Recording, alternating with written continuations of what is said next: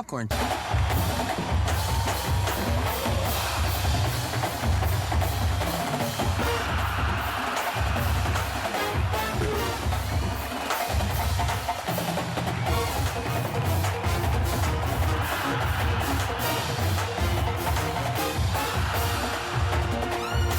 Saturday Night Football on ABC, presented. Should be a whole lot of fun.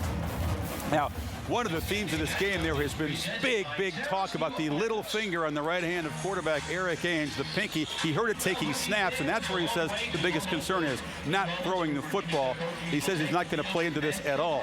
Now, the running back, Lamarcus Coker, the best runner for the Vols last year, he's been reinstated to the team, but he did not make the trip. He won't be back until next week, I should say. Last year, of course, this was the much talked about game, 35-0 at one point as Tennessee just jumped on the Golden Bears. Ainge, 4 touchdown passes as short passes became long gains. It was a raucous rout on Rocky Top, and it was a nightmare for the Golden Bears. 109,000 roughly at Neyland Stadium in Knoxville. Saturday, we stepped right on that field. You know, all I seen was nothing but orange. And he's going nowhere. Whoa, what a collision. Down he goes again. California's in trouble. This crowd has got him a little bit shaken up. Robert Meacham, touchdown Tennessee. We came out and just wasn't clicking on all cylinders. He is gone. In for a Tennessee touchdown. Breaks the tackle down the sideline. Touchdown. Number 23 Tennessee, 35. Number 9 Cal, nothing. We just embarrassed ourselves. It'll be a long flight back to Berkeley. Now, Sidquan Thompson, the corner for the Bears last year, was burned. He wants so badly to redeem himself. No cast on his hand this time. It is Cal this time with a deep arsenal of receivers. Tennessee lost their key guys from a year ago, and Nate Longshore, he's not going to resemble the shell-shocked sophomore that he did a year ago. He's matured, except for that blue haircut that he experienced experimented with in the camp there. Tedford, he's talking about redemption, not revenge, as a motivator. He took his team in the offseason. He showed them the entire tape of that game, and the comments that were made about Cal as if the Bears needed extra motivation. You go a long season with just question after question of what happened that game, and so it's definitely an opportunity to redeem ourselves. It's on his pinky, or he ends up taping the fingers together. You've heard him talk, you've heard other quarterbacks talk about the pressure points when you hold a football are really on the index finger, the middle finger, and the thumb. You could put the pinky and the ring finger together, and you're still not going to lose the grip of the football. In Eric Ainge's case, he has very large hands. I think he's going to be fine when it comes to distributing the football and throwing the football. The key is going to be the snap. He's had to move his hands around to get a little bit more comfortable with the snap where it comes right up and possibly could hit that broken finger, or handing the ball off to the left. He might have to adjust his process and how he goes back to hand the football off, because everybody's thinking about him throwing the football. I think it's more about the snap. Absolutely. And when he gets hit and goes down, he hasn't had to deal with that all week. Let me show you something. Show Eric Ainge. Oh, no. See that? Don't show me your finger. That's with the broken pinky. But when you run the option and you tape it together, you only have to flip it a little bit like this. There you go. Okay, now, forget the pinky. If Tennessee is going to win this football game, they're going to have to run it and stick it right in the throat of Cal and their defense. And they got excellent running backs to do that. Forget about Coker. Forget about whoever runs it. The offensive line averages over 300 pounds per man. Last year against against Cal, they ran for over 200 yards, 5.3 per carry. They really tested the Cal's manhood and made them look bad. And I'll tell you what, I know Tennessee has won 12 straight openers. But my friends at Cal have got urgency and redemption and Pac-10 pride. Cal, please, you got to win this game. Please? I mean, please, last year I picked Cal. Okay, all right, my friend. Just for my friends in Rocky Top, you That's saying, right. Please. My friend picked Cal to win a national championship Yeah, that's last what I year, and they said. lost. They were down 35-0. It was not a pretty scene a year ago. You know, I think there's a lot of motivation for Tennessee coming into this game as well. I think they've heard a lot about Cal's offense. Nate Longshore, the same offense that they shut down last year. But how will Deshaun Jackson, one of the Heisman preseason favorites, respond today? If he gets one-on-one coverage, you might see a lot of that. Here's what's unique about this offense. We talked about a lot of that last year leading up to this game. Next thing you know, it's 35-0. We got a hanky out for LC. It was not pretty. It was pretty. They think this year it'll be different because it's back at home in Berkeley. And they got the best, I think, receiving core in the country. There's Top some to issues with bottom. the Volunteers Yep. in the secondary, and you mentioned it. Fulmer only once has lost his season opening game. That was at UC UCLA on the West Coast, and it was Peyton Manning's first appearance in a game. It was an ugly scene in the bus, wasn't it, when his national championship preseason pick went down? Speaking of the bus, sits outside the stadium, and our guy. Following is a special presentation of ESPN on ABC. Berkeley, California is our setting for ABC's Saturday night opener between Cal and Tennessee. Rocky Top is here in force. Quarterback Eric Ainge will lead the Vols, hoping to beat California for the second time in 2 years. The Saturday journey begins anew, and Samuel L. Jackson reminds us of what we've got to look forward to.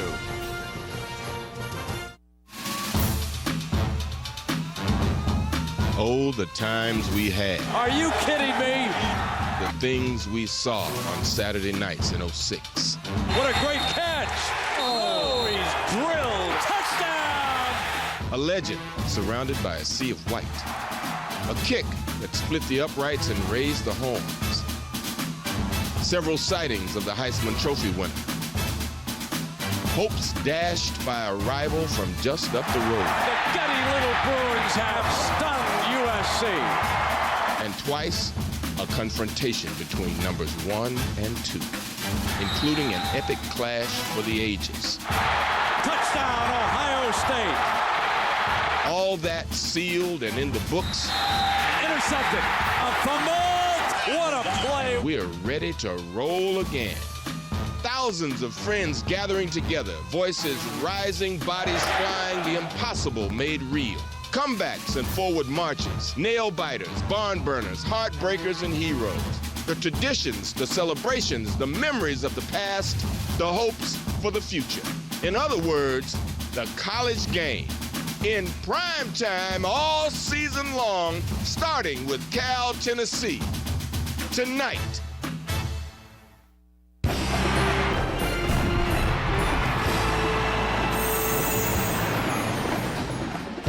You are looking live at Memorial Stadium in Berkeley, California. The Pac-10 versus the SEC. It's the Tennessee Volunteers and the California Golden Bears on Saturday Night Football, presented by Southwest Airlines. A game that California has looked forward to for an entire year, since traveling to Knoxville and being embarrassed a year ago. They trailed it out when 35-0. Welcome, everybody. I'm Brett Musburger, along with a man who's traveled clear across country to get here. Kirk, so happy to have you up here with me, my friend. This is some test for both these teams. Well, there's been so much talk this week about Cal avenging last year's embarrassing trip to Knoxville, and I think it's very true. It's very obvious, but I'll tell you what, talking to the Tennessee players and the Tennessee coaches, they have Southern Miss next week, they have Florida coming up.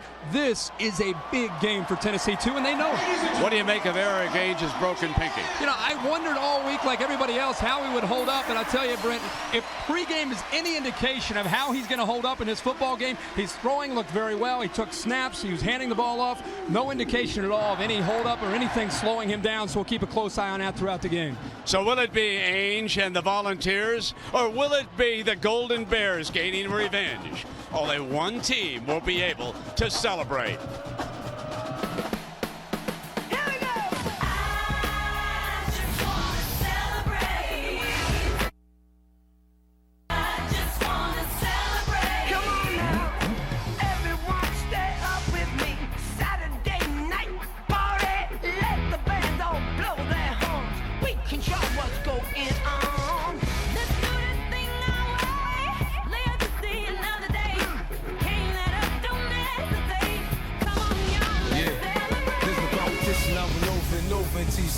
Victory after victory, I prove you can't get with me. My team's unstoppable. My defense that'll stop you fools, make it hard to move. It's easy to lose when you're going against the best. Now you're being put to the test. Welcome to the Terror Dome. Now you're on your own. We gon' see who regulates and who gets to celebrate.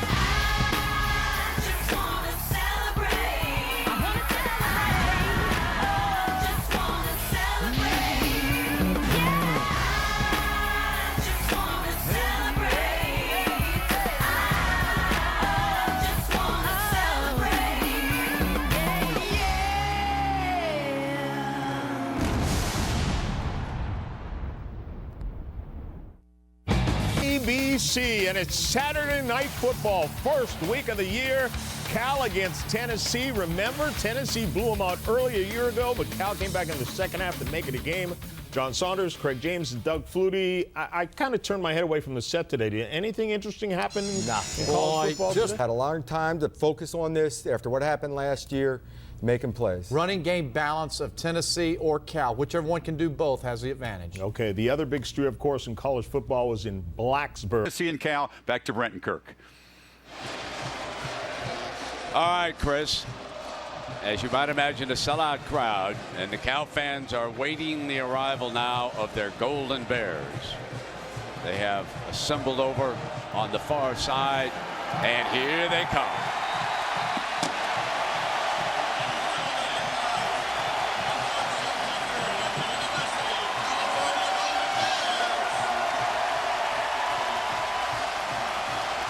They've waited a long time for a chance to answer back. But can they against the SEC? The kickoff is coming up next. And this ESPN production is available on ABC HD. It's presented by DLP Picture Technology. As the calendar turns for the Volunteers, it was an August to forget. Those of you down Knoxville way are so very aware of these stories that affected the team. First of all, LaMarcus Coker, the running back, suspended for breaking team rules for this game. Then Brad Cottom, the older of the Cottom brothers, breaking a wrist. And finally last week, Eric Ainge breaking his right pinky. He will play with those two fingers taped. And Lisa Salters, what's the latest on Eric? Well, Brent, I asked the Tennessee trainer what happened to that rather large contraption that Ainge was wearing during yesterday's walkthrough, and I was told no, that was never to be worn during the game. It was only to protect that broken pinky until game time. But Brent, we saw him and we asked him yesterday how in the world he was going to play with that thing, and he said that he felt comfortable with it. So obviously sometime between then and now, something changed. Also, Brent, I asked if Ainge would be given a cortisone injection to numb the pain, and I was told no, we do not do that at Tennessee. Brent? And Lisa, Philip Fulmer, happy birthday goes out on September 1st, 57 years old. And Philip, of course, it is 16th year guiding the Volunteers. Now, a story. Tennessee won the toss. They did not defer. They're forcing Cal to kick it off from the 30-yard line. So Andrew Larson, the kickoff man, puts the ball on the tee. Arian Foster, the starting tailback, will be back deep with wide receiver Denarius Moore for the Volunteers. So we are about set. Underway in Berkeley. Where will field position be? Fine kickoff to the 1-yard line. Out to about the 24, Arian Foster. So it'll be the Volunteers ball, and let's have Eric Ainge introduce his offense. It's time to meet my Tennessee teammates.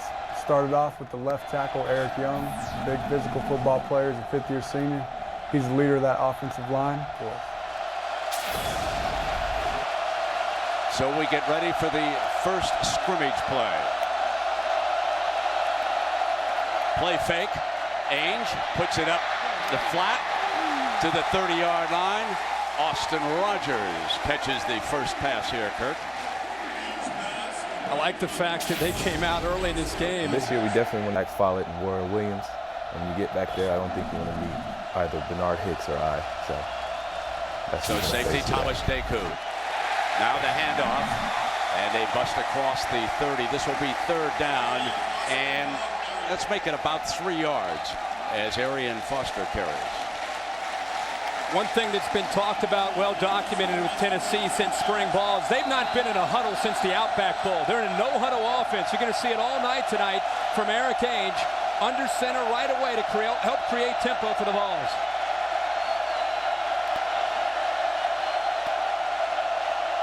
Must reach the 34 as Ainge, of course, he's been tutored by Peyton Manning on the no-huddle.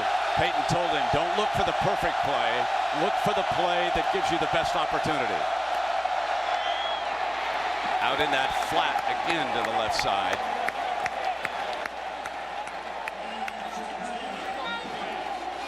That time Eric Ainge used every second of the play clock to get the play that he needed.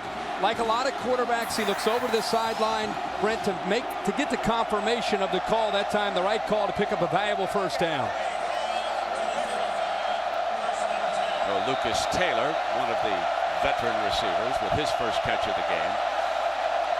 Chains move to the 35. The crowd in Knoxville last year, definitely a factor. Noise does not stay in tight on the field here in Berkeley like it does down Tennessee way. Using the middle of that rebuilt offensive line, McNeil, Scott, and Parker to open the way for Foster. Like a late hit there. Possibly could be on Cal coming in late with a little bit of a push on Foster. This is a Pac-10 crew. That's exactly what it is, Kurt. A lot of emotions for Cal after that embarrassment when they went down to Knoxville. Dead ball, personal foul, number 84 defense, 15-yard penalty, automatic first down.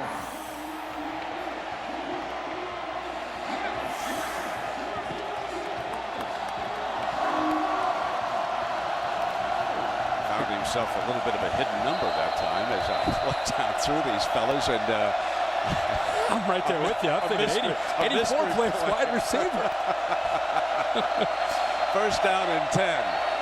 Ainge up in the air, hit on the release, scooped up by the Bears. I don't see a whistle. Referee is running with him. Right now, this is a touchdown. Warrell Williams, the linebacker, number 1. The referee was running right alongside him. He certainly did not blow the whistle. The hit that time was by Zach Follett, the other linebacker.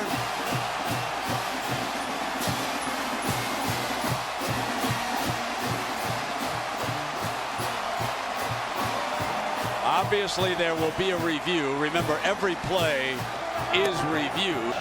And we think perhaps there's an injury to Schneider, who's an established kicker. This one is fielded on the 4-yard line by Foster again, searching for daylight, angling out, and pushed out of bounds close to the 30-yard line. I want to go back one more time just for the fans that are out there and a quick touchdown. Now first and 10 for Ainge and the Volunteers. And Montero Hardesty. So Hardesty for his first series. This is the loudest Cal crowd I've ever heard. There's the toss. Couple of yards against this fired up defense. Rulon Davis. Have balance. They've got 2 tight ends almost every snap. They've got to be able to pound that Cal defensive line. The rollout left, and the completion, Lucas Taylor, his second catch of the night, and the chains move for the Volunteers. That using the short passing game. A great call. Simple throw, short throw for Eric Ainge. Get your young receivers acclimated to a football game. And I love the way that David Cutcliffe that time decided to get Eric Ainge away from all the traffic. Little play action, roll him to the outside. Cal's running everybody into the middle of that offensive line. That time they were able to get him to the outside and give him time to throw.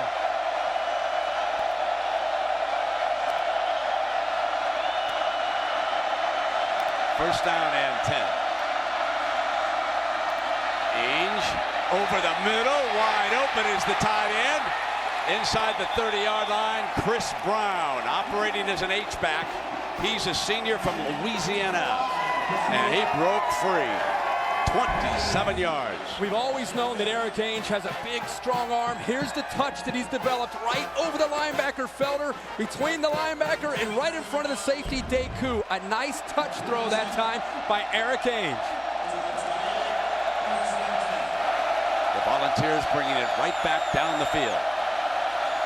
We haven't even seen the Cal offense for one play. They set the screen. Hardesty, the receiver that time.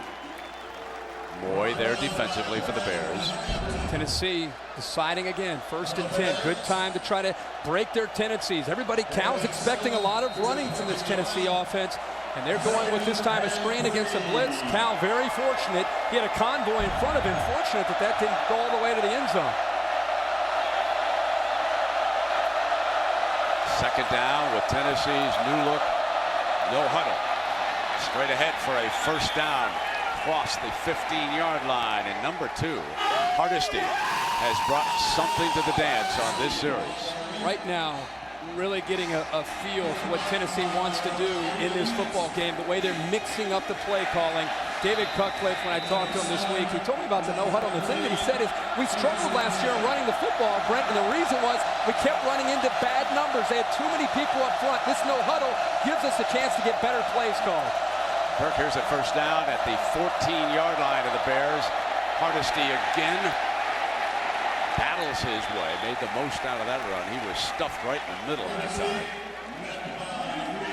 Anthony Felder hit him first.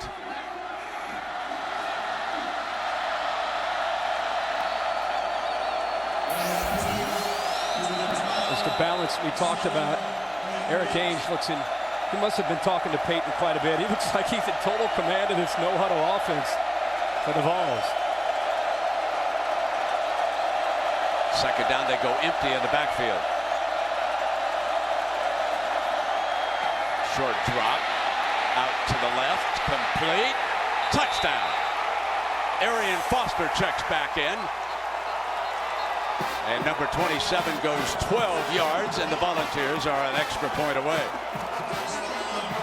I love what I'm seeing right now from this Tennessee offense. They are mixing it up. They're on the road. Nobody gives them much of a chance. And they fumble on their first series. They come right back and drive the length of the field. And Eric Ainge, forget about the pinky right now, fellas. He is in control of this offense. And that happened to be a tailback lined way out to the left there to catch a touchdown pass for Tennessee. Daniel Lincoln ties it up. So, the Cal offense has had a big rest here in the early going.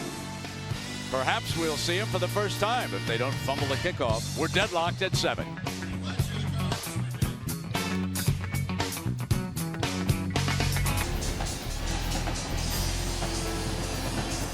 And as you look down on our scene, our aerial coverage being brought to you by Goodyear. Get there on Silent Armor Technology. Deadlocked at 7 here. Strawberry Canyon. Some of the folks took to Tightwad Hill early here tonight. Weather, Northern California gorgeous, folks. People from Tennessee who traveled out here, there are a lot of them. They said they were happy to get out of the heat and humidity here for a few days. There you see that block of orange. They've got upwards of 25,000 folks here. There they are down there in the corner. Rocky Top comes to Berkeley.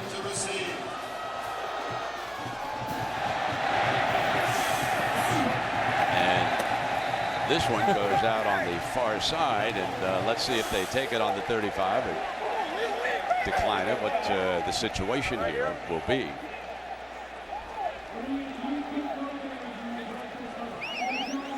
The Volunteer defense already out on the field.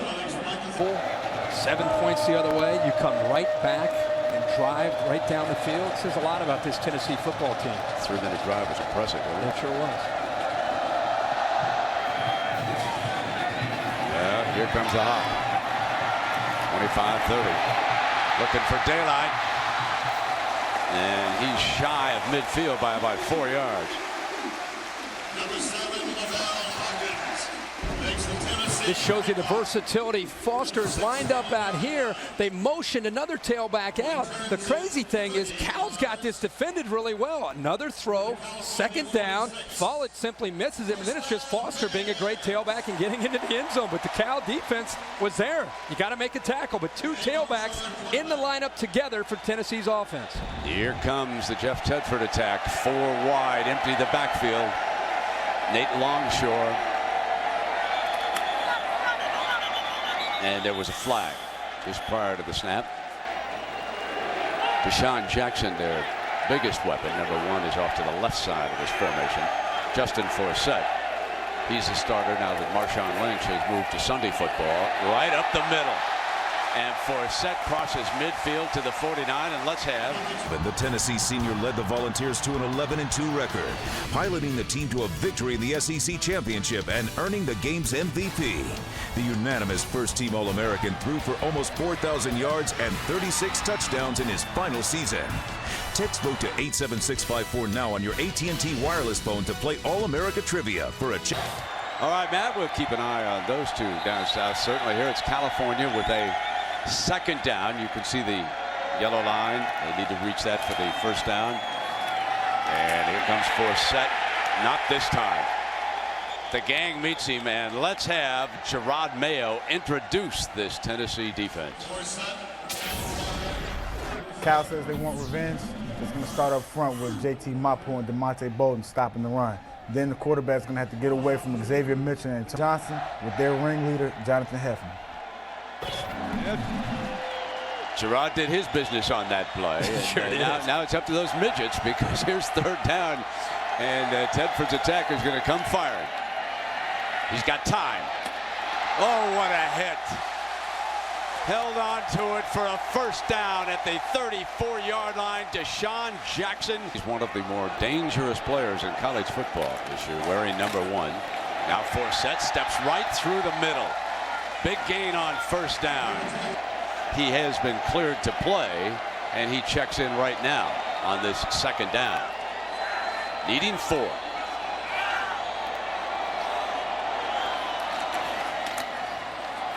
And here comes Forsett, and he is stopped short, so this would be a 3rd and short turn. Jeff Tedford is back now calling plays for Cal. And we have seen that straight ahead running, just what you were talking about so far here tonight. Now, here's your 3rd and short. Tennessee presses the line. This time they're going to go outside, and they've got it. Forsett to daylight, spins to the 10-yard line. Just outside the 10-yard line, so you can see they could get a first down inside the 1 there. Now on first. Play fake. Long short, got Jackson open, double team, breaks free, close. Middle of that defensive line. There's the goal line look from Tennessee. Long short, sprinting, gonna throw for it, incomplete. Underthrew the receiver. Craig Stevens, the senior tight end, the intended target, and now this is going to bring up 3rd and short. Tedford looks at a big board. Some play callers, you notice how small they get the sheet. How complex his offense is. Well, the big Volunteers now get down in the trenches.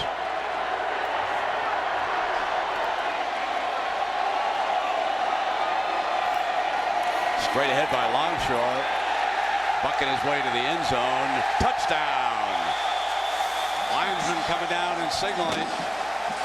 So Nate Longshore, he is 6'5", 233 pounds, trimmed down this year, and he takes that big body right up the middle behind his all Pac-10 center this year, Alex Mack, the junior from Santa Barbara. He is a good number 51, and that big old ugly just bore that hole in there for him. Everybody wants to know how moving the kickoff backfield position here. Foster from the 8. Cuts to the middle return. Sprints outside. 2 to beat. Shakes 1. The kickoff man couldn't get him out of bounds. And finally, he is marked out at the 24. The field judge standing at the 24-yard line. A brilliant kickoff return. Javed Best finally pushing him out of bounds. The speedster on the kickoff team, number 4, finally getting him there. And Brent, again, we wondered how this will affect moving it back. It's just a better opportunity. This time Foster shows for a big back. He gets into the open field and he can make people miss by outrunning them. Big return. Foster's already scored a touchdown, and now the big return for Tennessee. A 68-yard kickoff return.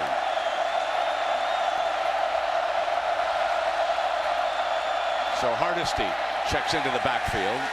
picking up a couple of yards behind the left side. Anthony Parker and Eric Young. I'm pumped for Arian Foster because I watched this game this week. Tennessee's going in to win the Outback Bowl in the fourth quarter. He fumbled the ball. Penn State picked it up, and they said they've never seen a young man in Knoxville dedicate himself after such a failure the way Arian Foster has. And boy, is he out of the gate in the 07 season. The young man from San Diego, Hardesty, cuts inside the 30. I should say inside the 20. Takes it to the 17-yard line. Sidquan Thompson, the corner, making a stop for the Bears. Sidquan Thompson was the GOAT last year. Robert Meacham turned him every way but loose. But the young man kept his helmet up high for the rest of the year. Came on strong, and now he's a veteran corner here.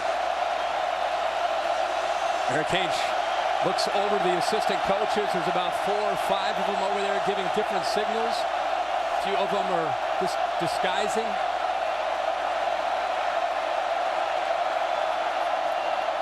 Short drop, fires wide open. First down inside the 5-yard line. Austin Rogers, the sophomore from Nashville, who could have a very, very bright future if he stays healthy. Caught that slant. This is textbook. I mean, this is exactly, I've forgotten about the pinky, haven't you? Yeah. I mean, right now, he's getting back there, and he is throwing the football. He hasn't missed. 7-7 so far. Eric Ainge, Danny Ainge's nephew. He's from Oregon, Hillsboro, Oregon, not far from here. There's a lot of family here watching tonight, and a timeout has been called by California. Now note that line right up underneath Cal on that overbar, that yellow. See those yellow stripes there?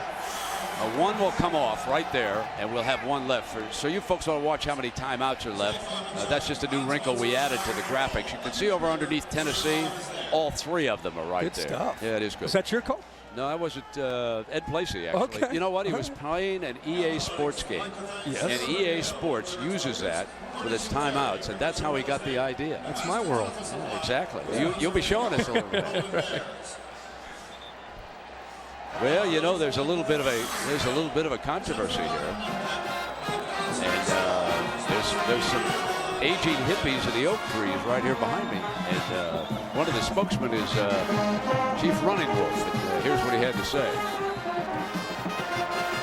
The tree sitters have been here for 273 days. We are going to stay in these trees, which the university has proposed to cut down for a sports facility. Well, World War I was fought before that, but whatever. Here comes the handoff now, and Tennessee is short. Hardesty, the ball carrier, and he is stopped that time. Felder making the stop for the Bears. Brett, were those tents in the trees? They were those. I've been in Blacksburg all week. What's going on with the tents? And the police have come in. Now, the reason why this whole subject came up is they're protesting the fact they're going to cut down some of those oak trees out there. The oak trees were originally planted by the university when they built this stadium in 23. So it's not an ancient grove of any kind. And meanwhile, up over the top, touchdown Tennessee, and Montero Hardesty ties it up. And now you see this in Tennessee story right now. There were some of those fans walking out there, around the stadium yesterday, and some of our guys were saying, now, what do you think about this? What would go on in Knoxville? And one guy said, I don't believe that happened down there in Knoxville. I think we just show up with a chainsaws and cut them down. I don't question that at all. But Tennessee, again, an answer. They gave up another touchdown. The big kickoff return by Arian Foster. And 5 plays later, they're into the end zone with a chance to tie it up right here. And Lincoln adding the extra point, and here we are. This is going to be a game. Get the calculators out. This is going to be a ball game. And let's check in with Lisa down below. Well, Brent, as you were mentioning about those folks up in the trees. There it is. For out, good. Out behind on the western side of this beautiful stadium. Now, some of those trees are going to come down. There's 13 teams have to be housed in here. The university has promised to plant 3 trees for every one they cut down. 2 saplings and 1 mature tree. 3 for 1 is a very good deal if you're a tree hugger. So it will be California's turn. Oh, good stuff.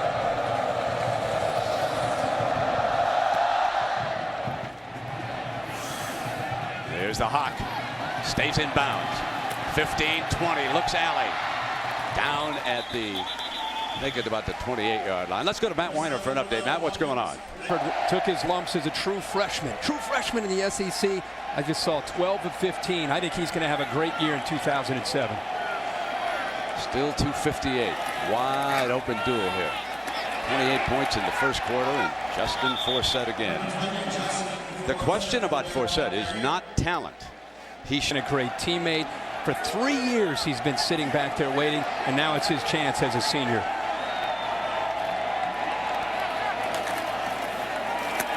Play fake to him. Sideline to Hawk. There's Hawkins for the first down.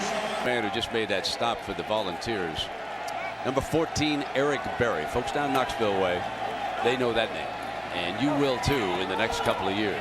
Eric Berry is going to have a phenomenal football career. He's a defensive back right now.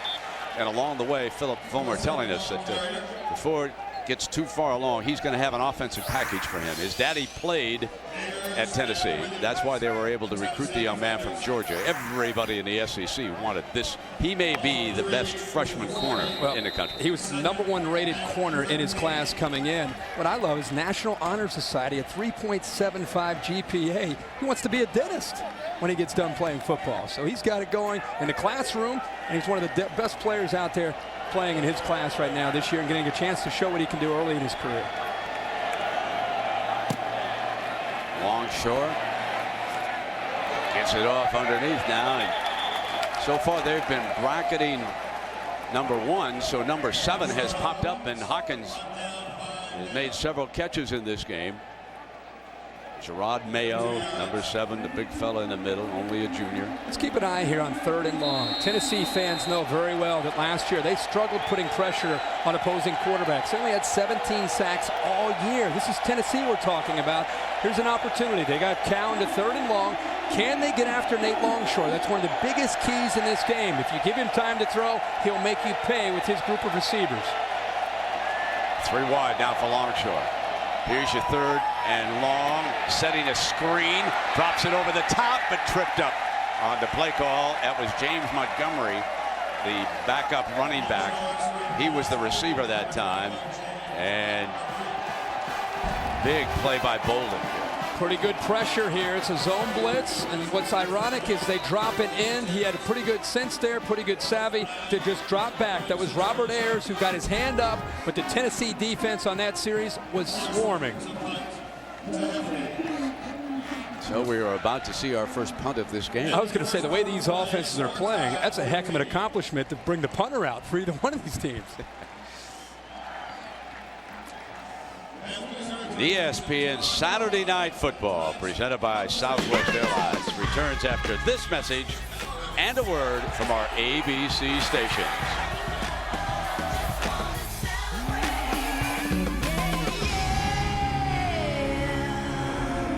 At the second quarter, Berkeley, California, with Lisa Salters, Kirk Herbstreit.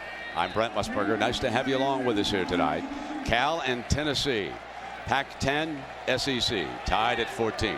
Andrew Larson, you're from behind him, number 11. He's handled the kickoffs. This will be the first punt for either team here tonight. Jonathan Hefney is back deep for Tennessee. He's going to let this one go and hope it goes to the end zone. Bounces inside the 5 and goes on in. It'll come on out as a touchback to the 20-yard line, and so that is where senior Eric Ainge from Hillsboro, Oregon.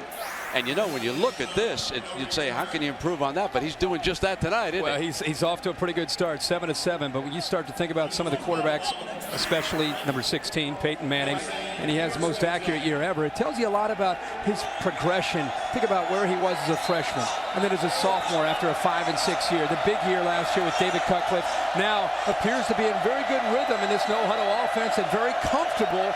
This, after all week, hearing about a broken right hand, a pinky on his right hand.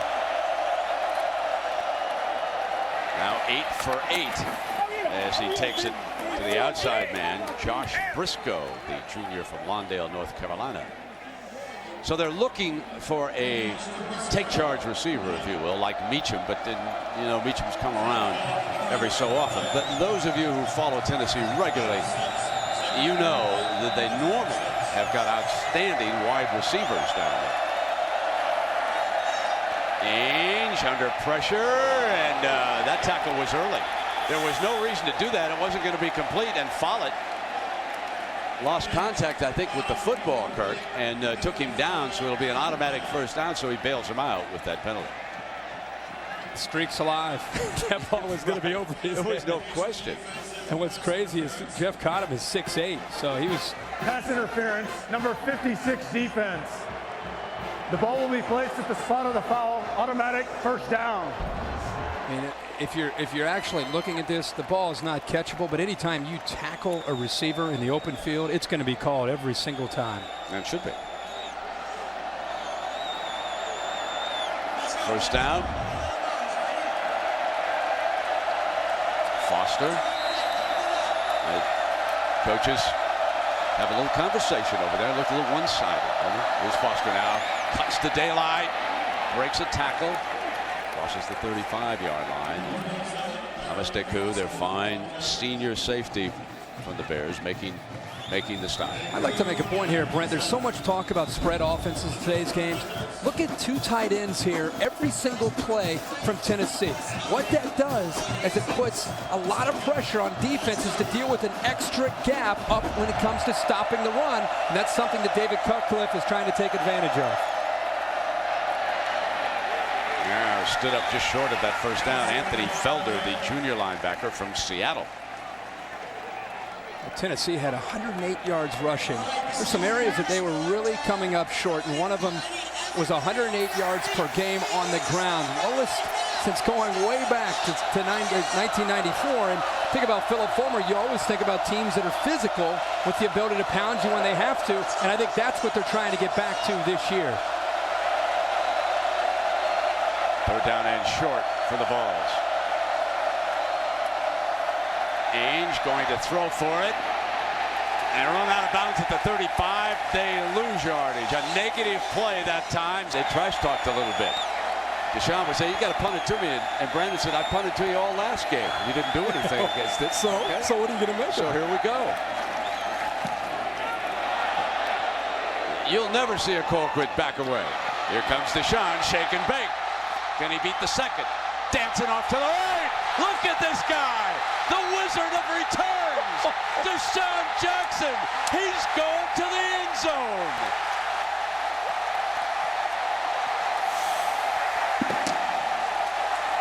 It was legendary status. This entire team.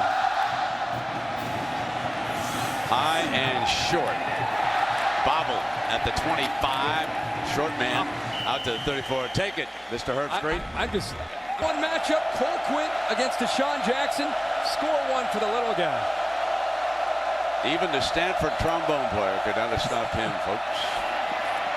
Run out of bounds on that far side now. His area Foster is checked in. We got a credit. Time to show that character that they've demonstrated here in the first quarter. The Volunteers will empty the backfield out.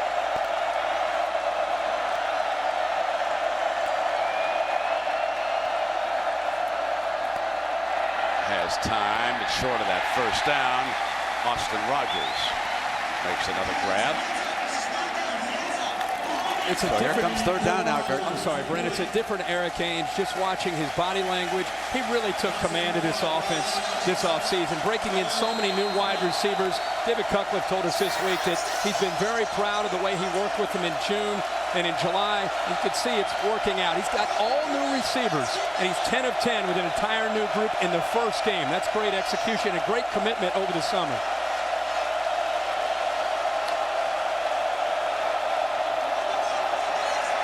Good protection that time. Incomplete. The first incomplete pass thrown by Ainge here this evening. Third down. He just first time. Great kickers from that family, and yeah, he's trying to get this one out of bounds. They wanted no more of number one. And here's the crowd reaction, as you would expect.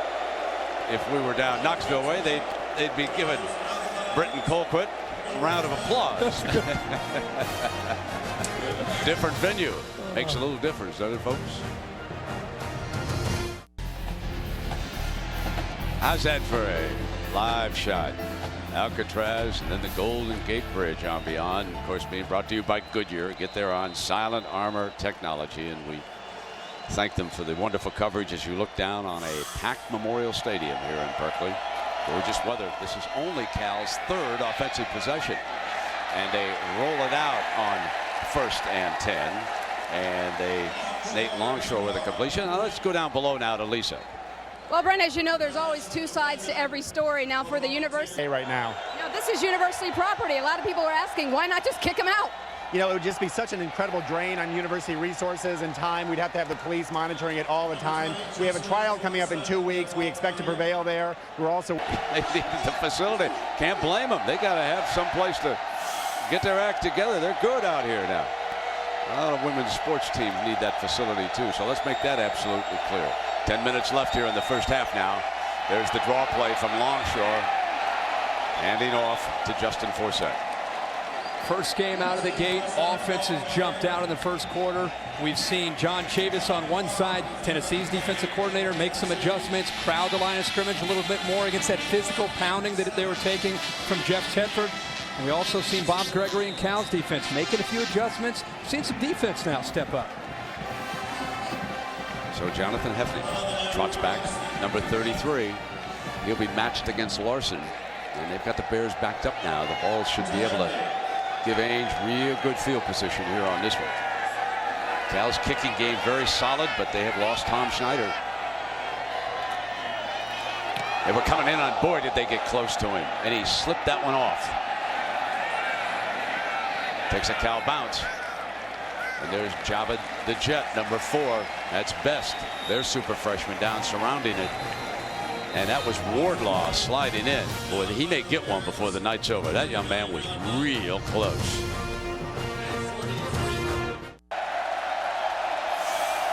Eric Ainge ready to go to work. He's 10 of 11. 92 yards. A lot of dump-off passes, but working for him on first down. Comes with the running game with Arian Foster. And Kirk, not bad for somebody with a couple of fingers taped there. Well, I think I need to find a new trainer. I don't know who taped me here, but it's not working. But for Eric Ainge, he is taped up. And one thing we've seen, and we talked about this week, is the pressure points are really the index finger, the middle finger, and the thumb. As long as he has strength and is able to hold on to the football well, which we've seen his ability to do that, he is throwing the ball with the same velocity. I don't think he is hampered in any way at all. The question really was about how he would take snaps. Here comes second down, and they muscle for the first down, so they have gone to the running play as they come across midfield. Now, yesterday, while you guys at game day were in Blacksburg, he did wear that protective, kind of a plastic protector over those two fingers. It must have been a little bit uncomfortable, but he didn't show up with it today. In talking to him this week, I think he took Tuesday and Wednesday off. Thursday was the first time he threw, and he pretty much threw with it just taped. I think they put a protective device on when he was away from the field, just so by the time he got back out there, they wanted to take every precaution they could to assure themselves that it wouldn't get any worse by the time he got out here to play. But his adrenaline is flying right now, and he's not even thinking about his pinky. So across midfield for the Volunteers, and here he is to throw on first down. Has great time. Wide open. 15, 10, inside the 5-yard line. Lucas Taylor. A 43-yard pass play, his longest of the game, and Taylor, there was a defensive bust on this play. Well, there's a defensive bust, but you got to give a lot of credit here to Austin Rogers coming across. It's pretty simple. You're going to come across the middle, and the defense is fooled because they're going to get vertical. They're thinking that Ainge is going to go downfield. They take 2 of the safeties downfield, and it opens it up underneath for a big play there for Taylor.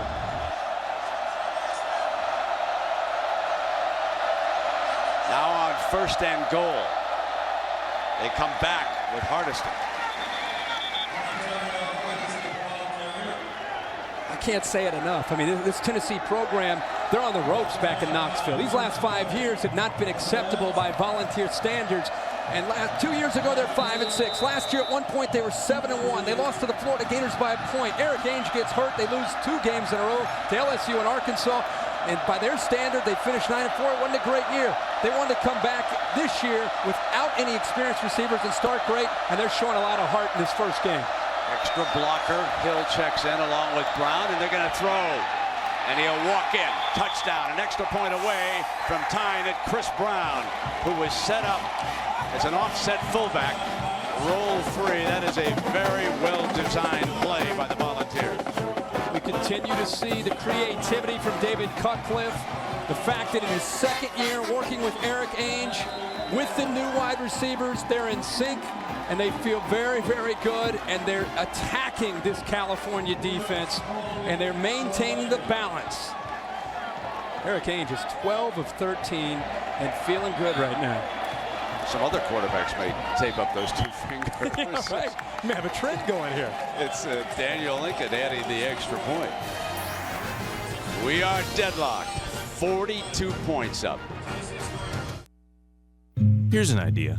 Can't remember one. I was racking my brain. We were talking about it before the game, and I can't remember a bigger upset when a playoff division team knocks off a bowl division team in the bowl division's big house. I mean, that's unbelievable. Can I apologize? Can I take this time to apologize? Because this morning on game day, I thought it was a joke to see schools like Michigan and Ohio State. And we'll get into this. We've got a very timely Aflac question. I'm glad that Matt brought that up there and showed us what happened to Michigan this afternoon. Stunning loss in the big house. And there's Hawkins taking it back out to the 40-yard line. So here it is, folks. Time for the Aflac trivia question. How many of you ask yourself this? Where is Appalachian State? Can I just say one thing on behalf of the Big Ten? Absolutely. After what happened with Michigan and Rose Bowl, Ohio State with Florida, it's a new year, new start. You lose to Appy State with one of your best teams at home. Big Ten might be number 6 in the BCS as far as power conferences. And here comes Javed the Jet Best. First time he has carried the ball. And standing true freshman class for the Cal Bears. They've got a lot of speed in the skill positions. Short man. Now let's check in on the track and field. Intelligent for a true freshman to try to play in the opener. He's got to understand pass protection. It's tough for a lot of guys. They've nicknamed him Javed the Jet. Long short back comes to his underneath man, and that's Cameron Mora, his sophomore tight end, big fellow. Throughout this broadcast, I think he has a chance to be one of the best quarterbacks in college football this year. Second down and 4, and Javed is stood up and smacked. McCoy, number 5, Rico McCoy, said, "Welcome to bowl division football, young man." That's well put. Welcome to the big time right here. Boom! Oh yeah.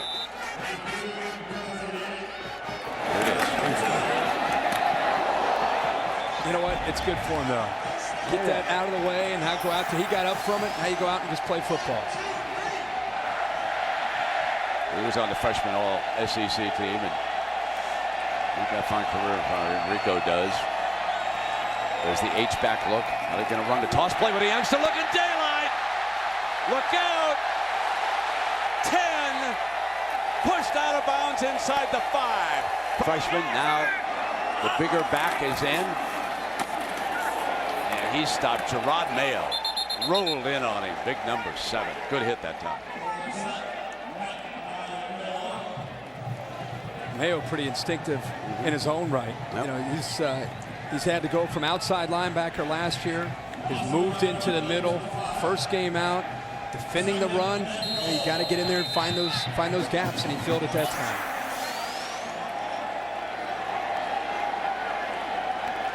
Second down and goal.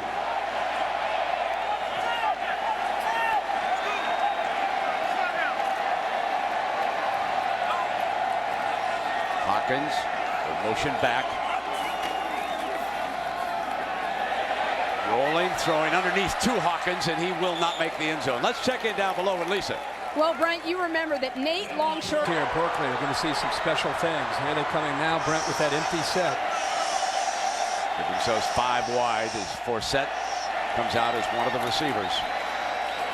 They're going to set the screen to Jordan. Jordan jumps in zone, touchdown. Robert Jordan, where have you been? Virginia, he can run, he can throw, and Michigan had a hard time with that speed. Fielded now by Moore. Moore battles his way to the 33-yard line.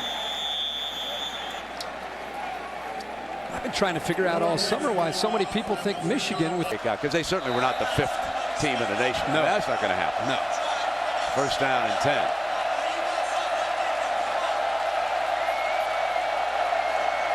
Now Ainge changing up things. Lynn and Creer, they're going to come back with their freshman from Tatum, Texas. So Creer is in the game for the first time. Fake the flare to him and come back outside for the first down. Chris Brown has become very active here. The way Cal's linebackers are getting out so fast. David Cutcliffe upstairs going with a little bit of a fake screen to the outside to Creer and just simply dumped it right underneath to Brown, picking up valuable yardage again on 1st and 10. I think I gave him just a few extra inches. It's just short. Yep, there it is. Second down. Gives him a play to work with here, 2nd and inches. They have not thrown the ball downfield at all. Ainge said he was comfortable, Kirk, with that no huddle that you've talked about. First down to the 46-yard line, and Lucas Taylor. Now, Lucas Taylor has become the go-to guy for him here today. He's getting the ball to Lucas Taylor, but most of his passes are, 8 to 10 yards. Top of the screen here. One thing he sees, and one of the things that all quarterbacks see, is anytime you get pressure, you always have to have the ability to get rid of the football. The corner comes, a little bit of a disguise, but he gets rid of the ball before the safety can get there. Everything is underneath. What's eventually going to happen is the coverage is going to come up. Then they're going to have the ability to go behind that for a shot downfield. Play fake, sprint right, dropped. That one should have been caught. It was right on the money. So Josh Briscoe unable to hang on. Instead of being aggressive and trying to get into the face of Eric Ainge, they're playing a little bit of a guessing game, trying to figure out where he's going to be so they can get pressure on him. They haven't been able to get much pressure on him all game.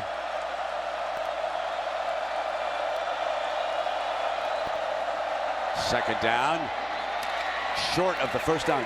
You know, the one difference defensively from a year ago, Kirk, the Cal secondary is keeping the receivers in front of them. Now, I know Meacham's an NFL player, yeah, but last year it was one big play after another.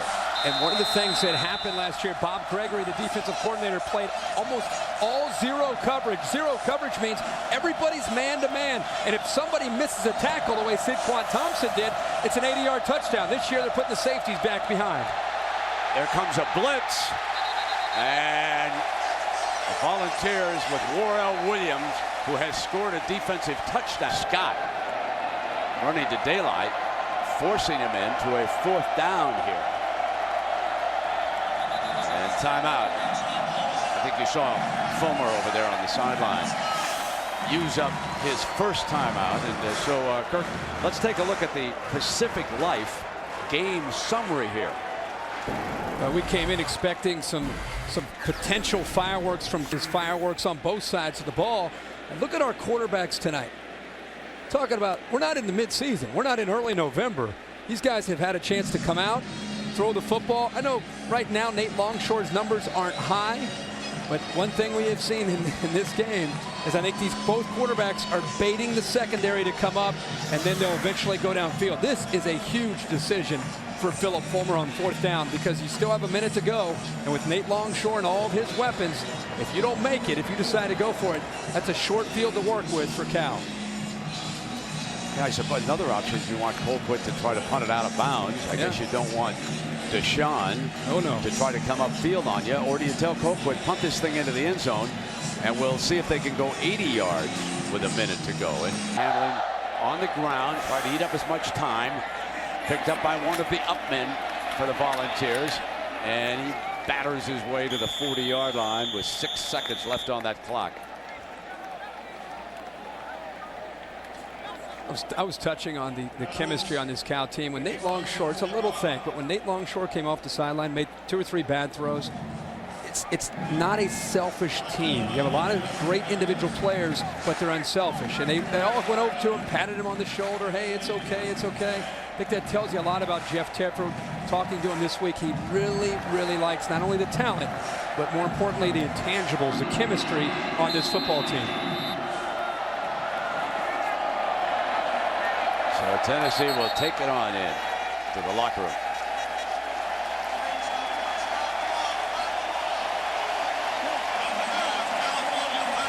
A sellout crowd. And let's check in with Lisa. Thanks, Brent. Coach, how much of a psychological difference would it have made going into the locker room up 14 instead of up 10? Well, it would have been nice, but we made a good drive there. Just didn't get it done down here. But our guys are upbeat. They're ready to go. We have plenty more. We're going to get after them. And your kicker, what happened to your original field goal kicker? He pulled his hamstring in pre-game. All right, and we asked you this yesterday about a shootout. What does this score say to you? What's going to be the difference in the second half? Well, we're going to have to limit what they do on special teams. They're making some big plays there, and they're driving us. And we got to get after the quarterback a little bit. He's got too much time. All right, thanks a lot. Brent, back to you. Pre-game. That means in his shorts. He's out there. All right, let's send it to New York now. The gang's got a lot to tell you. John Saunders, Craig James, Doug Flutie, the Bud Light halftime report. Brent, thanks a lot. I hurt myself in the pre-game many times. Now, in case you haven't been with us throughout the day, we have one that you may not believe. You've probably seen the Sox are going to win the game. You don't need the no-hitter. Second half is coming up. It's Tennessee. Do they have enough to come back from down 10 to Cal on the road? Away from Tennessee. Can't wait to get down to Baton Rouge next week and ask Coach Miles if he'd like to have that comment back. You're right. Pac-10. Pac-10 can run. He might want to rethink that a little bit after doubt. watching these Rascals. I can't wait to see LSU get matched up in that big game down there. That'll be something now. Beamer, bringing Beamer ball down there. 8:40 Saturday night with the Cajuns. 8:45 local, 9:45 Eastern. Let's fire them up down there. And tomorrow I got a little NASCAR down the road down there. Light those engines up, boys. Life is good. Life is good. One of these days fire I'll those grow up. engines. That's never going to happen. You got that right. All right, Jabba the Jet is in. Look who's going to return a kickoff. Get used to seeing more and more of him. Let's see if they keep it away from it. You know, Hawkins, the Hawk, he was lobbying. He said, don't tell him that he can return kickoffs. I'm the kickoff man. Here comes Javit. Or every time he touches the ball, you just hold your breath. And, let's take a look, Kirk, at the Pacific Life game summary here from the first half. Well, we touched on it in the first half, how we've seen these quarterbacks get into rhythm. Most of the throws for both guys, the reason the percentages are up, they've been short to intermediate throws. I think you're going to see Tennessee especially. They've got to find a receiver with the inexperience they have out there, willing to get downfield to stretch the Cal defense. That's the only way they can hit a big play and get back into this football game. At some point, they're going to have to be able to do that. This penalty flag came flying. Field judge and the referee were walking. Cal players wearing the same number. 5-yard penalty. We're going to re-kick. So two Cal players. That was it. Had the same number, no question. Fielded on the 10-yard line, and here comes Javit. He's at the 35, out to the 38, and what advantage Cal? Yeah, and you know it's interesting, that big crowd up there on Tightwad Hill. Nobody's going home after watching this one up there. And Forsett dancing. There's a penalty. There is a penalty flag thrown on the play as he was looking. The view, outstanding, Brett. Indeed, and it's been that kind of day in the San Francisco Bay Area and over here on the eastern side, Oakland. Great day for this football game, and here comes Justin Forsett.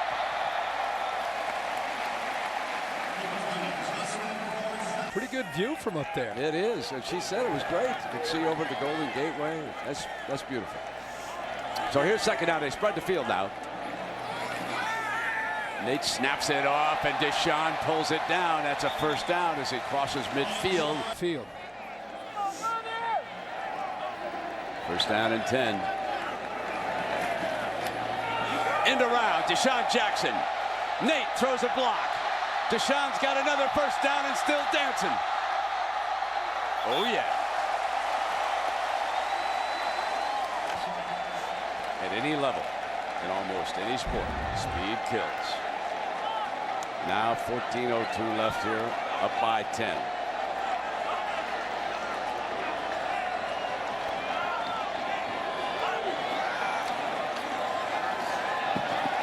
Great blocking. Fires.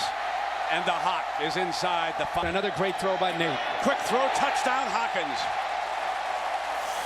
What a beautiful read by the quarterback who snapped it off. And Hawkins just stepped into the end zone.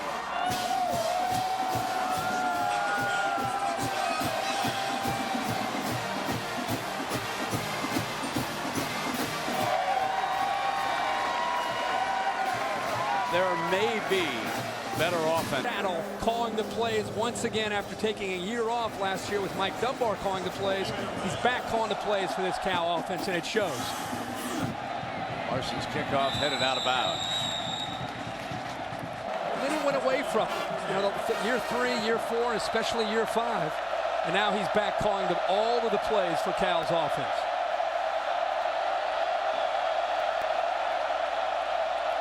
You know, you look at Nate over there, and he's trimmed down. He's in better physical condition than he was a year ago. He does a lot of very special stretching that has worked off, and not much doing as that time. Arian Foster, the young man. We know which one his fiance likes better, right? Right. There you go. Second down. Yeah, no more leaving tickets for Jessica Simpson, which he did all of last year. Snapped off, and this is still going to be 3rd and long. And now, with a 17-point deficit. Everything is 5 yards, 10 yards. Everything is underneath with his young wide receivers. Eventually, he's got to get downfield, or they're going to start to face a lot of 3rd downs like this. Robert Meacham, where are you when I need you, huh? 3rd down.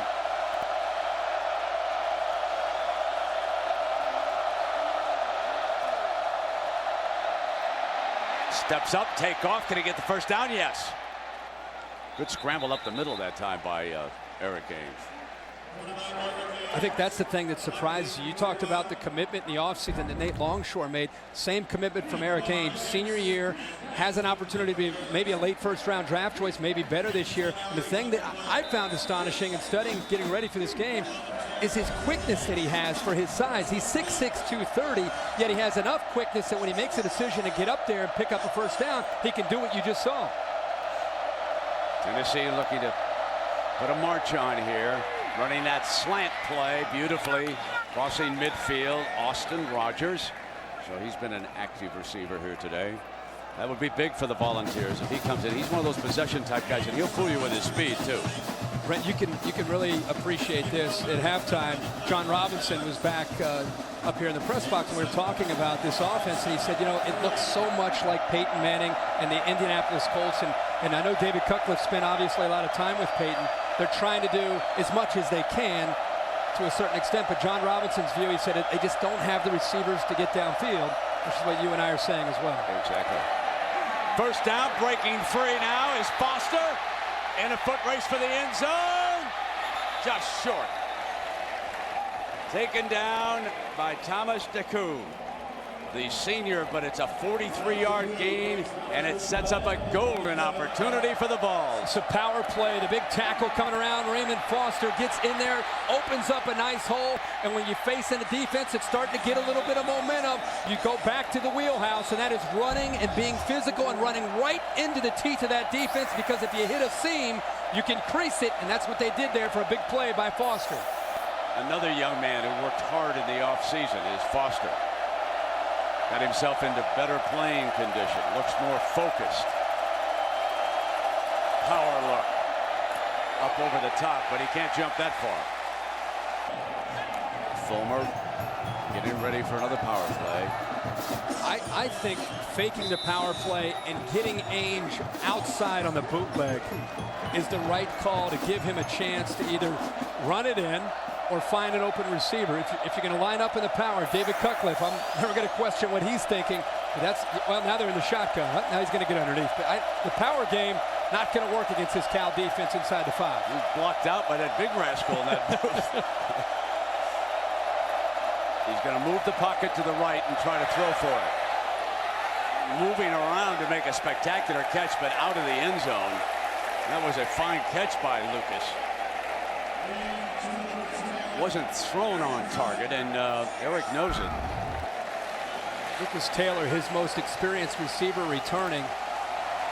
Same corner of the end zone where we saw Circus catch out of bounds by Cal, and he's clearly out of bounds, setting up this third down. Yeah, if he'd have thrown that in the perfect position, they'd have had 6. Yep. Instead of throwing behind him, you saw him, he turned on that.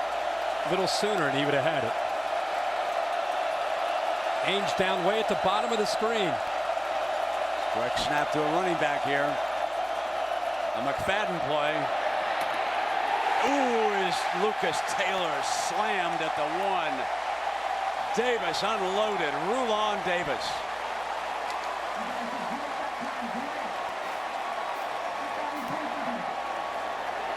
Rulon Davis playing a little option, turns it back inside, and Bernard Hicks, number 2, the safety, is there to close the door. Nice job by Davis, and boom, the safety Hicks fills the hole, and now it's 4th down, and this is a 4-down territory and a must score for Philip Fulmer. Rulon knows tough times. He's a Marine. He served time in Baghdad, folks. He knows what it's like. Back from San Diego and playing football, and the clock was going to run out.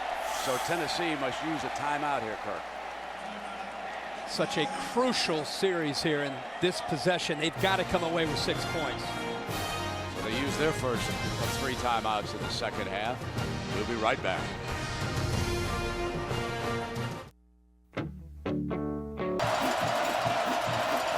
Gorgeous view as you look down, ready for big play there. 4th down coming up now for the Volunteers.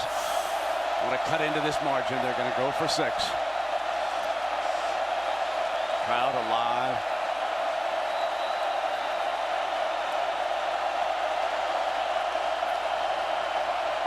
Going to use the shotgun again.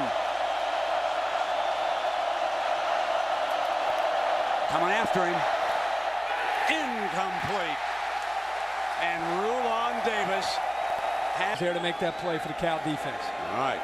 California takes over now, and they're going to throw from their own end zone. They got one-on-one on that far side, and they're going to throw it against Marsalis Johnson. There is the yellow.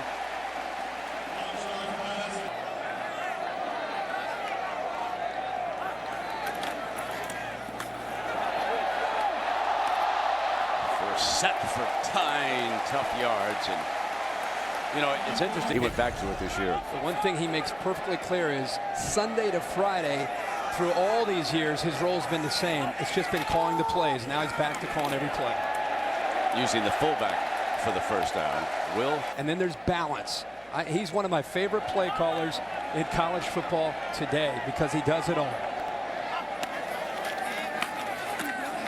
And there it is, number 20, Forsett again. Picking up time, just kind of into the cup of the chase. I was going to say, I don't know what the difference is. The cars. What is the push? Is that the minor? The horsepower. Is that? Oh, yeah, okay. That's like the AAA. Okay. Okay. Now you got a lot of NASCAR fans watching us tonight in Tennessee. Now they got one of the great tracks in the world down there in Bristol. Oh, beauty. Great short track. Incomplete on the pass. You bet. They follow the Volunteers on Saturday. They check that NASCAR out. They'll be looking. Talk to my life. And you and I'll have to rock and roll down here in Baton Rouge. Yes, third down. Fumble! He's down right on it, though. He didn't try to pick it up. Last 2 plays, they've struggled with the snap. That was a good snap. The last snap was bad. This time it's right there. And I don't know if Nate had his eyes up looking at the defense and trying to see what that safety might be doing, but it's fortunate to get the ball back. There's the center, Alex Mack. He's a good one. He too lost a little bit of weight.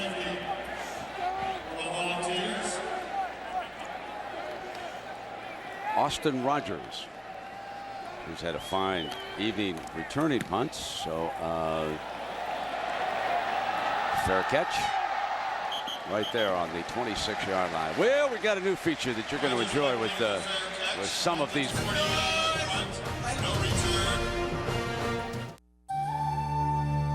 Retirement isn't just about spending endless hours enjoying warm tropical water. 38-21. staying on the ground, and it'll be second down and long as they front. And Kane along with Alualu. Wouldn't be a problem, but breaking in all these young receivers who do have that speed, they're not quite ready for this atmosphere, so they have a lot of possession receivers on the field right now. The best chance might be to continue to try to find Foster on screens to get the ball eventually downfield.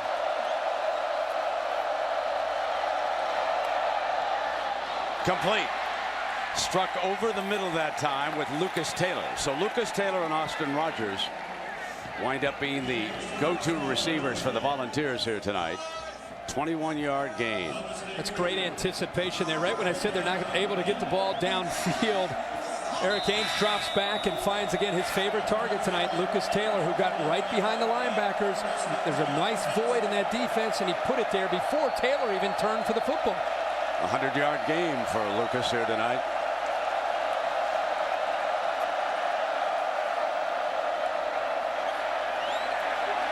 All day. Then forced to throw it away. Couldn't. For Philip Fulmer to maybe have a fake across the middle and then go up to the middle of the field to a post. Try to get behind the safeties.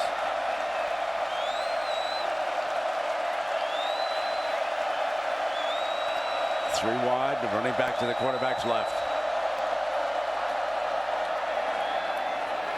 Comes in underneath. Helmet knocked off on that far side, and battling away was young Austin Rogers over there, the sophomore from Nashville. Hicks and Williams wanted to put him in a vice. If I'm not mistaken, he gets hit, helmet's gone, and my man lowered his head without a helmet into a defender. Watch his helmet's on. Watch. Ha! He wants more. That's tough. Here's 3rd and 4 for the Vols.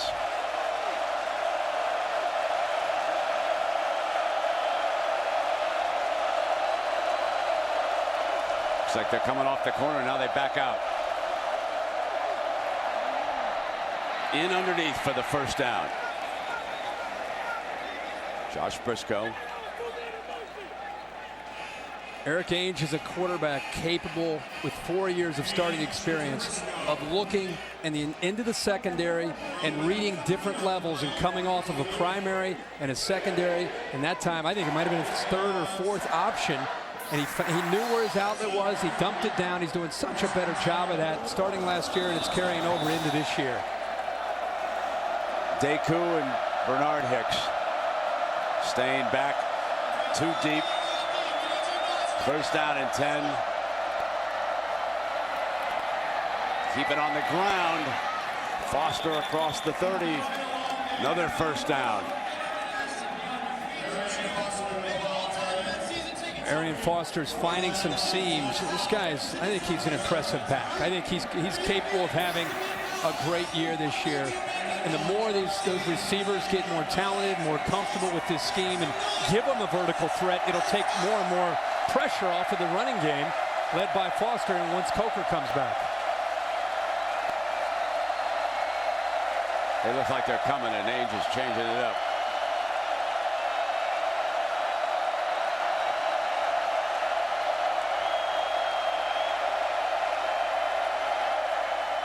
Yes, they are.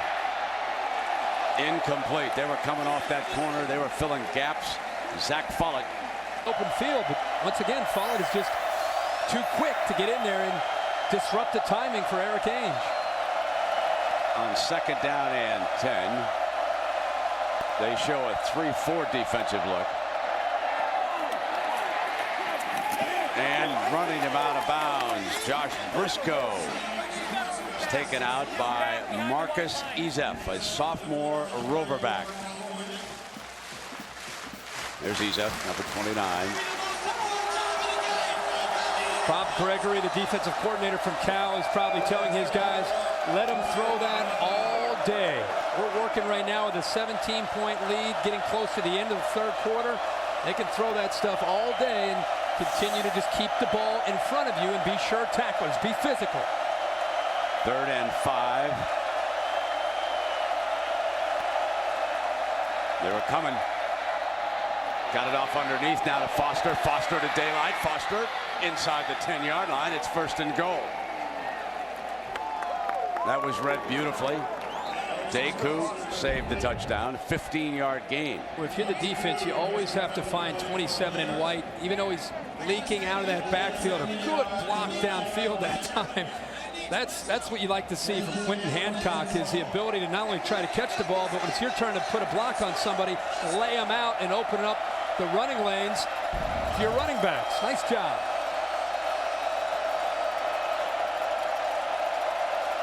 They show the safety blitz. Not coming. Complete to the 5-yard line. It'll be 2nd down and goal.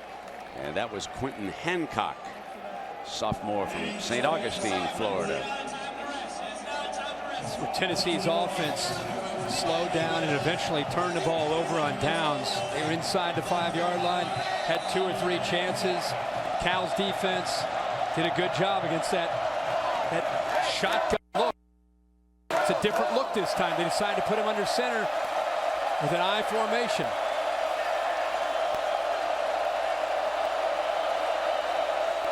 Hardesty is the running back.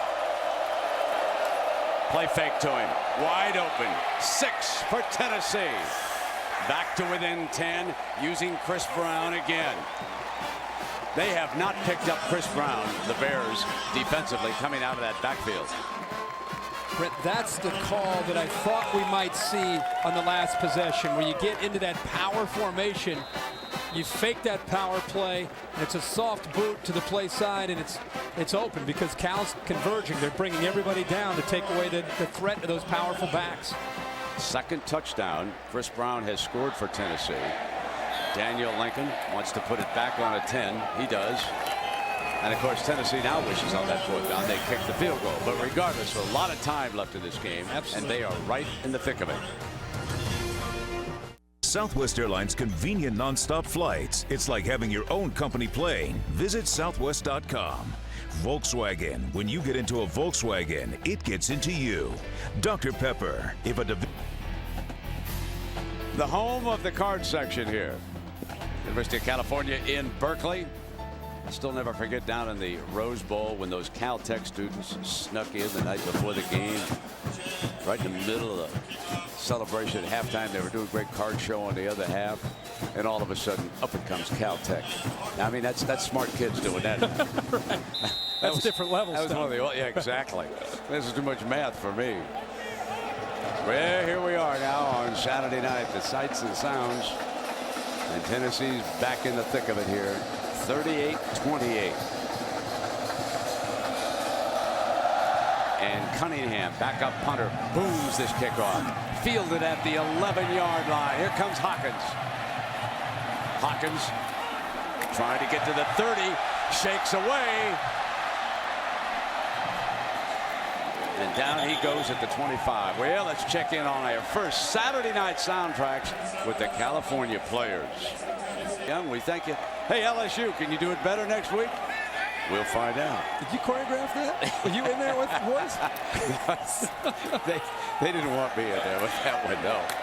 And here comes Justin Forsett again. So this is a big series now. Oh yeah.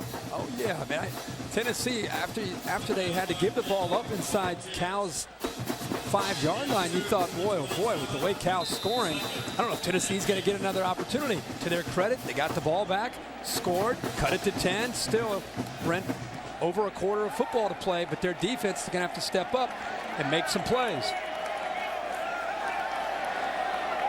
And the ball's hanging tough in Northern California tonight. Deflected. Incomplete. Let's check in with Lisa, back with us from Tightwad Hill. That's right, Brent. Keep an eye on Deshaun Jackson's left thumb during that last Cal. Looked like he was having a problem over there on the sideline. I remember there was interference called on that play. 3rd down and 8 for Nate. Snaps it off, but behind the receiver, miscommunication. Cal forced to punt, and the Volunteers are coming. Boy, it's nice to see Tennessee have a chance on third down, get pressure on Nate Longshore. We talked earlier in the broadcast, something that they just couldn't quite do last year. They brought pressure, and this time it's their guy. They're probably their best pass rusher. Xavier Mitchell gets there. I know we didn't get the sack, but at least he hurried it and forced the incompletion. Rodgers back deep again. He's a young man who gave up his helmet a short time ago on that last scoring drive. It'll be Larson to him. Booms one.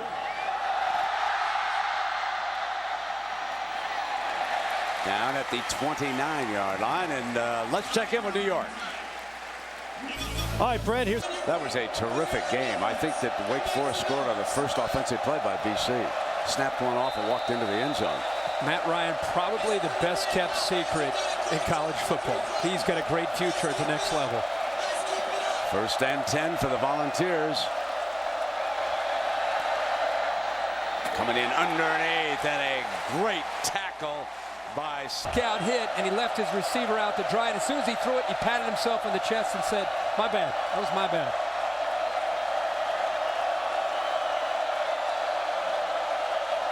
Shaken up on a play. Off on the side now. See what Ainge recognizes with Curtis Conti on the field.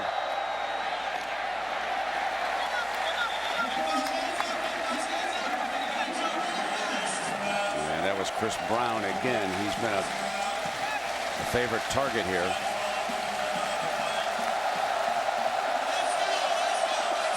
I want to reiterate for people, if you're seeing Tennessee in a no huddle, they've been doing this the entire game. In fact, the last time they huddled was the Outback Bowl. They put it in spring. It's worked out all summer, and it's worked out pretty well tonight for Eric Ainge, who's 26 of 32 throwing the football. We've got a backup corner in the game. Tennessee has not gone over that way, though. Down at the 40, but that's a first down, Tennessee. Boy, I'll tell you, the senior Chris Brown from Louisiana, he's a tough hombre. What an effort here by Chris Brown. Brent, you've touched on it quite a bit tonight, how Cal just can't seem to find him, even though he is the leading receiver tonight. Look at the effort here. Diving, he knows exactly where he has to go. For young receivers, look at what he just did. He's not just catching it and running upfield. He knows where the first down line is, and he dove for it and just got it. Ainge, the senior. Brought the coverage way up to the line of scrimmage, man-to-man. Throws lob, one-on-one, sideline, incomplete. Win against Brandon Hampton. That's the look that he wanted. Saquon Thompson returns. So shaken up on that one tackle. Missed several plays. 2nd and 10 now for the Vols. Right, got it. Into California territory. Josh Briscoe to the 37. Let's talk about the Tennessee offensive line, because Eric Ainge has been sitting back there, and when you're waiting for 3 different levels of receivers to get open, it takes time to develop. Look at him. He barely got touched after he sat back in that pocket for maybe 4.5 or 5 seconds. It's a mixture of great play calling and an offensive line that right now is controlling the line of scrimmage. Final 30 seconds here of the quarter.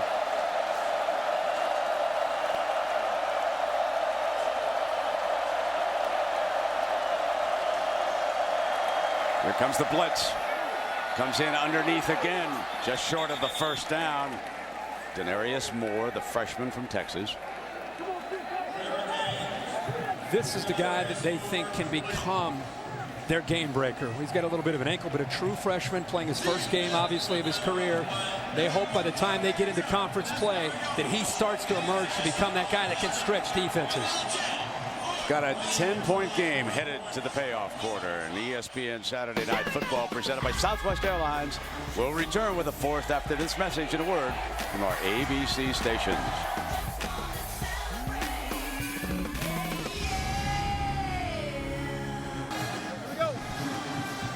You bet.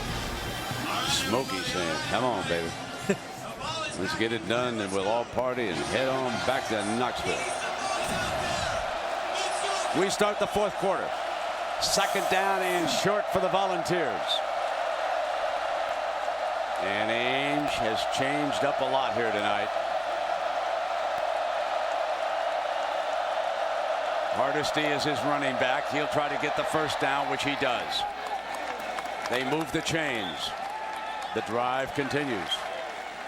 Well, I'm really enjoying this offense tonight. And here's the offensive line from Tennessee. We just bragged about how they are doing a good job on pass pro. Here's a couple double teams up front, and Eric Young, such a potential All-American, gets in there and opens that up for Hardesty to pick up that first down.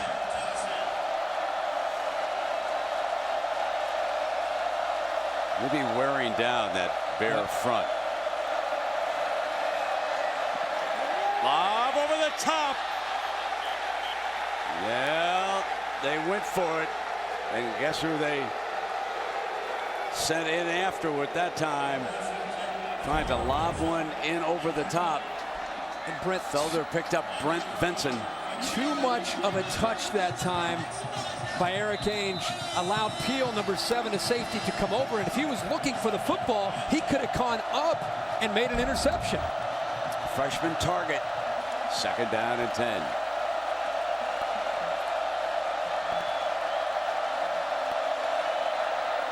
Play fake by Ainge under pressure, snaps it off, incomplete, and here comes a huge third down for the Volunteers. He's nowhere to be seen on the field. You got to assume maybe he's got an injury that's holding him out.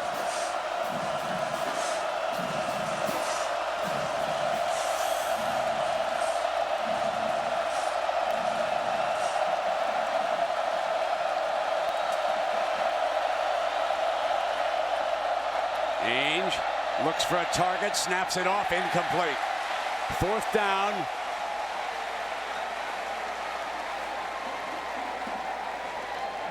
Daniel Lincoln is the kicker. They could put this on a 7. Here's a freshman coming across the middle, and one too many times they've hit this pass, and this time Felder looks it up before the freshman even comes in across the middle. Nice recognition by Anthony Felder. This is a 41-yarder. Never a gimme.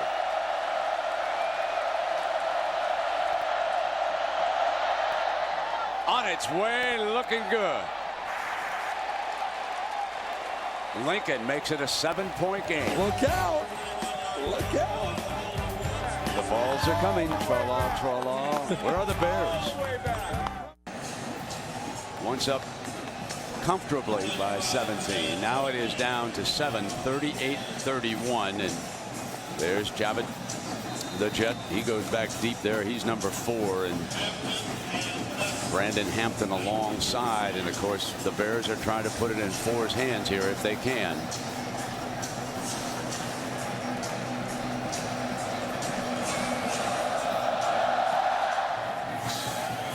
He's going to take a crack at it. Here he comes. Here comes the Phenom. Right up the middle, sprints to the outside. Muscles his way across the 40-yard line. No excuse for the Golden Bears on this drive. Great field position. It looked like Cal at one point in this game might not be stopped. I mean, at one point they had 3 straight possessions, came away with 17 points. All of a sudden, the last 2 possessions, it's been a total of 8 plays, 2 punts. Momentum is switched. Crucial point in the game. Nate Longshore, they've waited an entire year for this opportunity again to take on Tennessee in their stadium. They've had it. Tennessee's shown a lot of character to fight back. What's Nate going to do now on this possession? Deshaun Jackson, tape on his left hand. Sprained a thumb. He's off to the right. Here comes Forsett, number 20, and the Vols were ready for that play. DeMonte Bolden, number 98, blew that play up. 290-pound junior from Chattanooga. And he brought the choo-choo that time, folks. These coaches really feel from Tennessee that Bolden could be the difference between being a better run-stopping team this year and where they were last year. And I think his quickness there was on display. And that's what they say. It's his explosiveness and ability to get into the backfield and penetrate that makes him so special. Tennessee's playing with a little swagger right now. And Teofilo is in at that tackle spot. You recognize that hairdo, number 58. They needed a fresh left tackle. He's battling, snaps it off, incomplete. Hawkins, the intended target, and suddenly Cal faces a 3rd and 10, and things have turned around here on the West Coast. Don't get me wrong, they're 1/3 down away from converting to regaining some momentum, but there's no doubt you can feel in the stadium. The Tennessee Vol Nation is out here. They're making a lot of noise, and the Cal fans are quiet, almost thinking, just hold on, guys. Hold on. This is a big play right here. They have been able to shut down on Deshaun Jackson in this game as a receiver. They bring him in motion now. Under pressure, set the screen. Here comes Deshaun. Can he dance free? He is short of the first down. Volunteers, 4 of them, jumping that play. McCoy, Eric Berry in on it. Pressure on Tedford. Guys, we have to say that at one point Tennessee looked like they were out of this game. When they tried to go for it inside Cal's 5 and couldn't come away with it, it looked like it'd be over. John Chavis, the defensive coordinator, has to be very pleased with what he's seen in these last 3 possessions. He knew he had to get the ball back to Eric Ainge, and he's done it all 3 times. Austin Rogers back deep. Remember, they came close to a punt earlier in this game. Penalty flag on this one. A penalty flag on this one, and if Tennessee was offside, that's going to be a first down. That is inside of 5 yards. I did not see the infraction.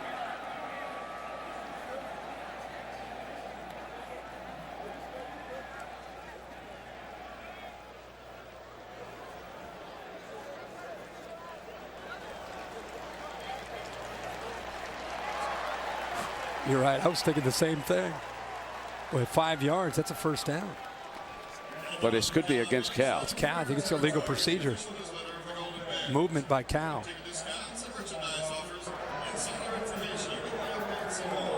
Illegal formation, kicking team. All we've ever seen. Mike just went mute. They're trying to fire this crowd up. The crowd has flattened as Tennessee rises up here and makes a great game of it in the second half. Being down 17, they've made it 7, and the Bears have not been able to stop them. Now a timeout. So we have a television timeout here. We'll take a break. 38-31. 12:28 left when we come back. Yeah, Matt. That's are you kidding me? I mean, go back in your Rolodex here. Yeah, I'm telling Any sport. Any sport. Well, Chaminade against Ralph Sampson of Virginia in a basketball game in Hawaii. Yeah. Talking about basketball, I always thought that was one of the biggest. Was that one of those Maui Classics played in November? Yeah, it was a similar kind of early in the year kind of thing. Tournaments over there. Yeah, early in the season. Yeah. All right, here we go now. First down and 10. Heat is on.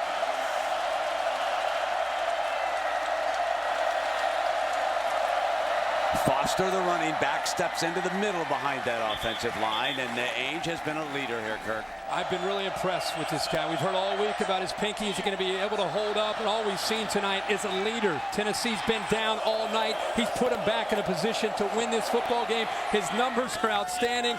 For a guy that's supposed to have a bum finger, he's 29 of 39 for 277 yards. That's pretty good. And more importantly, he's being a great leader for those young wide receivers on the road for the first time in their careers. Great stuff from Eric Ainge. Kenny O'Neal, a transfer in here, is on the field, and a bust on the left side by Luke Stocker, the number 1 who once was at Florida State. Then he got run out there, went to a JC.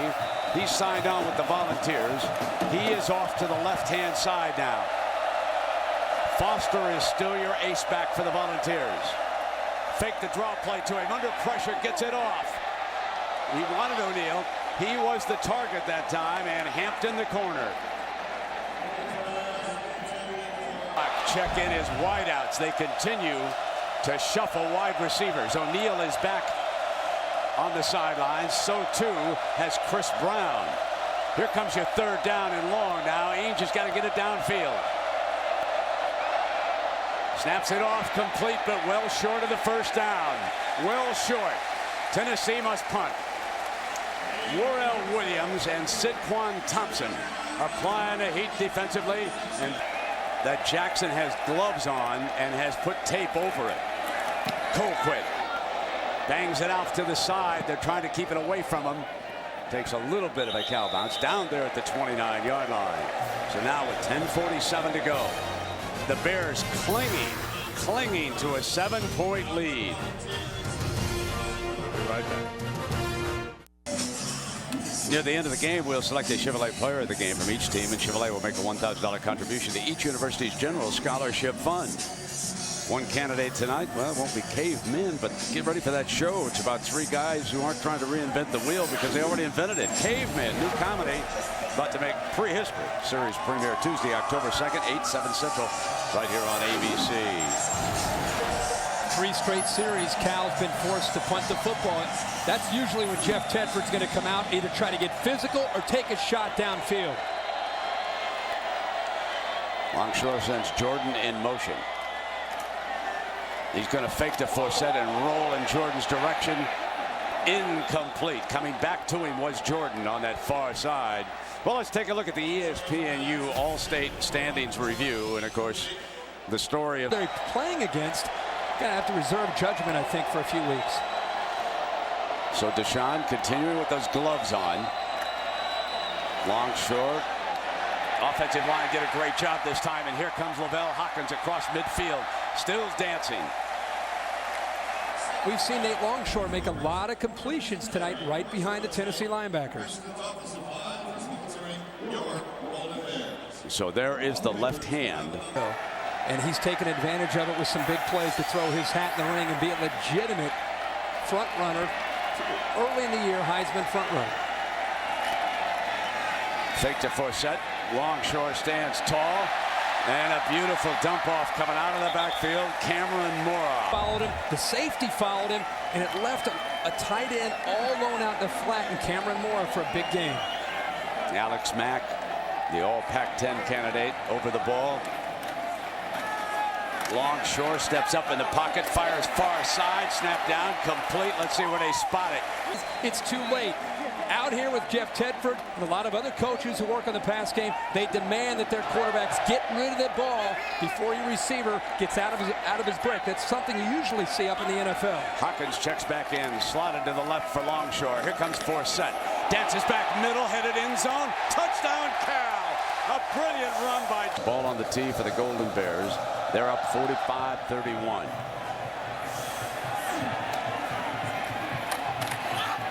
And Ainge will put it in play at the 34. And let's take a look at that score, Kirk. Let's go back and look it out. And I think it's going to help him is to break tackles and get away from those arm tackles this year for Cal. The play is being changed over on the sideline. You can see the receivers backing off. So too was the right tackle and Ainge. Volunteers must move down quickly now. Hardesty is the running back, a deep set. Play fake to him. Ainge left side, deflected from Rogers, incomplete, and a fine play by Sidquan Thompson. The GOAT of a year ago is coming up big this year. Study the tape and to learn from his mistakes, and he ended up having a sensational first year as a freshman for Cal's defense, and now he's become a strength to the defense. Second down. There's the play fake. Pocket holds, but Ainge couldn't find anybody open. Now he's off to the left, hit on the release. And it's still set up a third down. And Ainge took a wallop on that play. His body comes on top of that hand. And here he is coming back, showing the toughness here on 3rd and 10. 8:51. Down 2 touchdowns. The flare off to the side, not going to get a first down, won't even be close. They'll give that up all day on 3rd and 10. And that was Marcus Ezef, the sophomore rover. Hardesty had no chance on that play. I hate to be redundant, but without a true threat vertically,